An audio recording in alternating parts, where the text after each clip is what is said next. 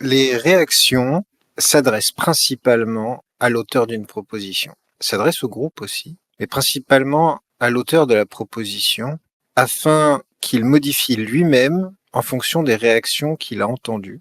Parce que souvent, ça suffit. Et si il a de lui-même trouvé le truc qui répond aux réactions négatives, et ben du coup, il n'y a pas besoin de passer à la phase d'objection. Et donc, on parle de tour de réaction. On prend les réactions de tout le monde. Tout le monde a le droit à au moins une réaction, dans l'idéal une seule. Et on ne réagit pas aux réactions, alors qu'à l'objection, on prend une objection. Une objection, c'est donc une objection forte. C'est pas juste je trouve que ça pourrait être mieux. Ça, ce n'est pas une objection. C'est tout simplement un je peux pas vivre avec ça. C'est excusez-moi, mais c'est hors de question. C'est ça qu'il faut comprendre dans l'objection, c'est hors de question. Et donc cette objection forte, on la traite. Et si on n'arrive pas à la traiter, on voit comment on fait. A priori, ça peut partir sur un vote, mais l'idée c'est de ne pas arriver à l'objection. Et c'est à ça que sert le tour de réaction. C'est à éviter le cumul d'objections à traiter et que l'auteur puisse prendre en compte ce que les autres lui ont dit. Donc c'est vraiment réaction est un pluriel qui s'adresse principalement à l'auteur de la proposition. Objection, c'est un je ne peux pas vivre avec qui s'adresse à l'entièreté du groupe. Donc ça c'est vraiment pour la différence formelle. Maintenant, un défaut qu'ont tous les gens qui s'essayent à cette méthode, c'est que la gestion par consentement n'est pas une méthode de débat. Quand je vois à quel point les gens réagissent à des réactions, et même moi je m'y mets parce que tout le monde est en train de réagir à des réactions et je vois pas pourquoi moi j'aurais pas le droit de réagir à des réactions, c'est parce qu'on est dans du débat. Ça ne sert pas à débattre, ça sert à trancher. Les débats doivent avoir lieu à d'autres moments. Là, c'est un moment de prise de décision. Ce n'est pas un moment de débat. Le seul moment qui ressemble un peu à du débat, c'est quand on essaye de transformer une objection en nouvelle proposition. Où là, il faut qu'on accorde nos violons et qu'on ponde la proposition qui va satisfaire plus que la proposition avant l'amendement. Donc ça, c'est un petit peu un moment qui ressemble à du débat. Mais sinon, ce n'est pas du débat. Or, nous les humains, on a uniquement l'habitude de débattre. On passe notre vie à débattre et c'est notre seule manière de faire avancer le schmilblick, c'est de débattre. Ah, toi tu penses ci, moi je pense ça, mais toi tu penses ci, et puis l'autre il pense ci, et puis l'autre il pense ça, et puis on discute. Mais là en fait, c'est pas ça la méthode.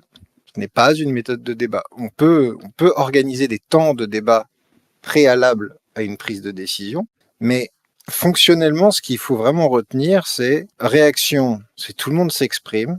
Dans les réactions, il peut y avoir des objections, mais vu qu'on n'est pas encore autour d'objections, elles ne sont pas traitées. Et puis ensuite, si après la réaction et la possible bonification par l'auteur de la proposition, il y a toujours des objections, là, dès qu'il y en a une, on la traite et on essaye de la traiter rapidement. Ce n'est pas vraiment pour faire du débat, de la discussion, on essaie de la traiter rapidement pour pouvoir traiter derrière les autres objections.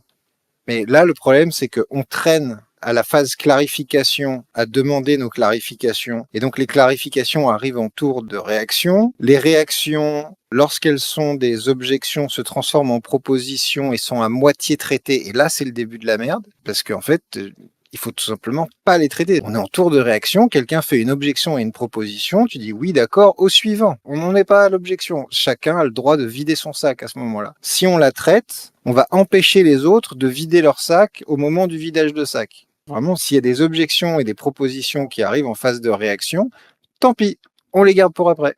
C'est ça le concept. Et du coup, ça fait une transition nette, c'est-à-dire en réaction, chacun parle, on ne réagit pas à ce qu'ont dit les autres, et même s'il y a une proposition ou une objection qui arrive à ce moment-là, on passe à la suite.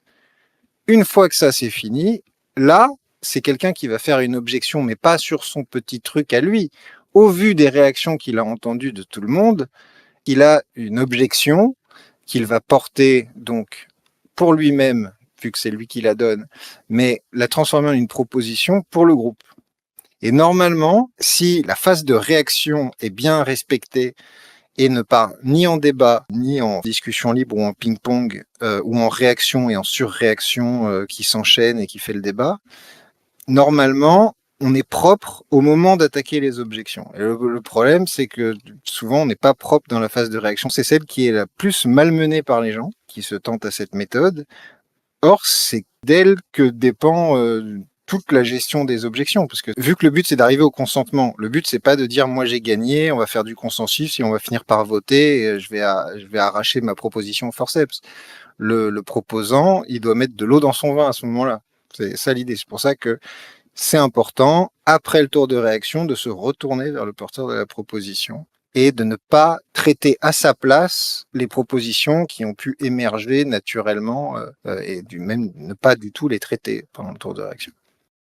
Il faut vraiment le voir comme un tour de table, hein, où chacun déballe son sac. Une fois que chacun a déballé son sac, on n'est plus en tour de réaction. C'est simplissime en fait.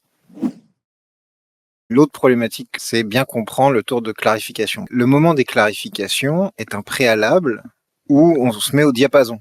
Quand on demande une clarification, c'est pas forcément parce qu'on n'a pas compris, mais ça peut être qu'on aimerait que soit clarifié des choses pour être sûr de l'intention. Et c'est ça que je vois qui est le plus sous-utilisé, c'est le moment où on se met d'accord sur l'intention de la proposition et ça fait une sorte de préalable, quoi. Une fois qu'on est tous au même son de cloche, ça va aussi faciliter le tour de réaction. Peut-être parfois parce qu'on veut aller vite, on perd du temps, comme si, je sais pas si vous avez déjà essayé de faire vos lacets très vite. Eh ben, on met plus de temps à faire un nœud très vite qu'à faire un nœud tranquillement. C'est assez marrant comme truc. Et peut-être qu'il y a un petit peu ça.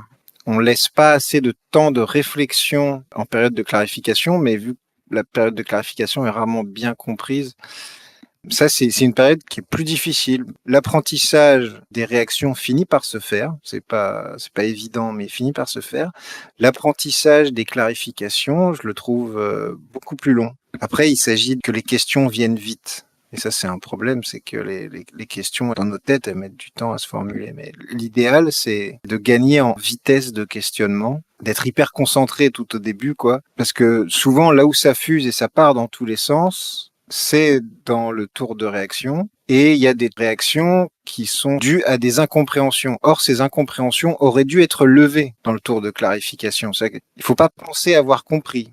Dans le tour de clarification, il faut s'assurer que ce qu'on a compris est bien l'intention.